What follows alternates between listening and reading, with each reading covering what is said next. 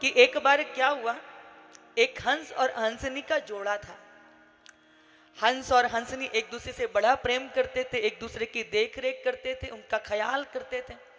तो एक बार एक कौवे की दृष्टि हंसनी पर पड़ गई। अब हंसनी पे उसकी कुदृष्टि पड़ी तो वो दिन रात बस विचार करता था कि मैं कैसे हंसनी को पालूं। तो एक दिन क्या हुआ, उस कौवे ने जाकर के चौकी पर यानी कि पुलिस स्टेशन में रिपोर्ट लिखवा दी। और रिपोर्ट क्या लिखवाई कि ये मेरी हंसनी है और ये हंस जबरदस्ती मेरी हंसनी को लेकर के चला गया है। अब रिपोर्ट लिखवा दी तो फिर पुलिस वाले जो हैं वो हंस के पास आए उस हंसनी को लेने के लिए। अब जब हंसनी को लेने के लिए आए तो हंस रोने लगा, उनसे निवेदन करने लगा, बोले आप तो समझदार हैं, कभी आपने हंसनी को कौवे की देखा है क्या? हंसनी तो हंस की होती है, हाँ हंस हंसनी का होगा, ये कौवे का कहां से हो जाएगा? आप इतने समझदार होकर के इसकी रिपोर्ट लिखवाने के बाद आप मेरी हंसनी को लेने के लिए आ गए। तो पुलिस वाले बोले भैया देखो हमारा काम तो कानून का पालन करना है, जो उसने रिपोर्ट लिखवाई है इसलिए हम हंसनी को लेने के लिए आ गए हैं। यदि तुम्हें न्याय चाहिए तो फिर जाके तुम अदालत में अपना केस लड़ो। अब जो ये केस था वो कहाँ पहुंच गया? अदालत में पहुंच गया। न्यायाधीश के सम्मुख केस चला तो जो है कटघरे में हंसनी खड़ी है, एक तरफ हंस खड़ा होकर के रो रहा है। न्यायाधीश के सम्मुख कहता है कि आप ही बताइए न्यायाधीश महोदय, आप तो इतने समझदार हैं, इतने योग्य हैं, पढ़े लिखे हैं, हंसनी हंस की नहीं होगी तो क्या कौवे की होगी? तो बोले साबित करो कि ये तुम्हारी है, साबित करो। अब हंस कैसे साबित करे कि ये मेरी है? तो उन्होंने कहा कि आज से 5 दिन के बाद दोबारा तारीख पड़ेगी और उसी दिन मैं इस निर्णय को सुनाऊंगा। खूब जिरह हुई कोर्ट के अंदर। अब जिरह पूरी हो गई तो अब ये कौवा जो था ना, ये मिठाई का डिब्बा लेकर के न्यायाधीश के घर पर पहुंच गया। न्यायाधीश ने जैसे कौवे को देखा बोले तुम्हारा तो कोर्ट में केस चल रहा है ना? बोले हाँ हाँ। तो बोले तुम यहाँ क्यों आए हो? बोले मैं आपके पास आया हूँ। तो बोले सर निकालो बाहर, इसका कोर्ट चल रहा है, मिठाई का डिब्बा हाथ में देख के समझ गई मुझे रिश्वत देने के लिए आया है। कौवे ने कहा जज साहब जरा 2 मिनट मेरी बात सुन लो, बस 2 मिनट लूंगा आपके। उन्होंने कहा जल्दी बोलो। बोले आप भी समझदार हैं, आप भी जानते हैं कि हंसनी तो हमेशा हंस की ही होती है, वो मेरी कैसे हो सकती है? मेरी दृष्टि हंसनी के ऊपर पड़ गई है और मैं उसको चाहता हूं और आप उसको दिलाने में मेरी मदद कर सकते हैं।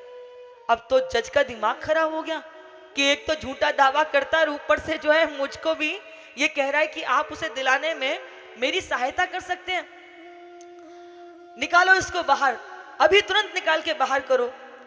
दौड़ करके जो उनके नौकर चाकर थे आए, पकड़ के कौवे को बाहर ले आने लगे। बोले जज साहब मेरी बात तो सुन लो, मैं आपको कुछ दे सकता हूं, मैं आपकी मदद कर सकता हूं। न्यायाधीश ने कहा तुरंत इसको बाहर निकालो, मैं इसकी शक्ल भी नहीं देखना चाहता। वो पकड़ के उसको निकाल रहे हैं बाहर। इतने में वो कौवा कहता है महाराज आप यदि मुझे 1 सेकंड दें तो मैं आपको ऐसी चीज दे सकता हूं जो आप धन से भी नहीं खरीद सकते। अब तो जज को बड़ा आश्चर्य हुआ, ऐसी कौन सी चीज है जो धन से नहीं खरीद सकते? तो जज भी उत्सुकता से उसकी बात को सुनने लगे।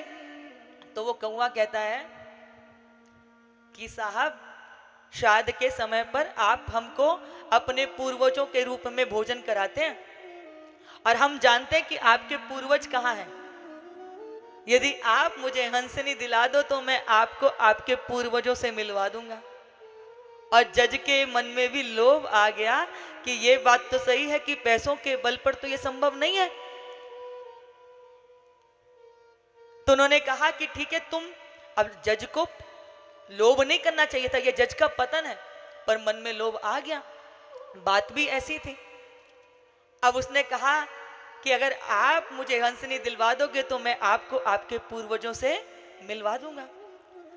5 दिन के बाद कोर्ट के अंदर वो डेट पड़ी और यहाँ खूब जिरह हुई, लेकिन जज ने तो अपना मन पहले से ही बना रखा था कि मुझे ये हंसनी कौवे को ही देनी है ताकि मैं अपने पूर्वजों से मिल सकूंगा।